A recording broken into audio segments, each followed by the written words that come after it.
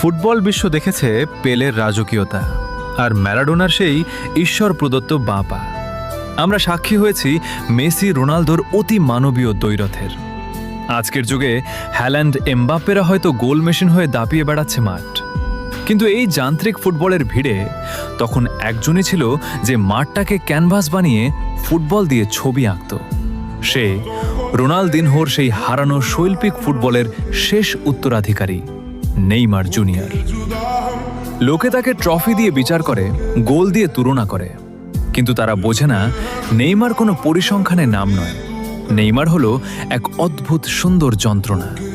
প্রতিবার যখন সে ইনজুরিতে পড়ে মাঠ ছাড়ে, ফুটবল তার চিরচেনা ছন্দ হারায়। হয়তো মেসি রোনালদোর মতো তার হাতে ভুরি ভুরি ব্যালন ডিওর নেই, কিংবা এমবাপ্পের মতো গতি নেই, কিন্তু তার পায়ে যে জাদু আছে তা দেখার জন্য আজও ফুটবল প্রেমীরা রাত জাগে।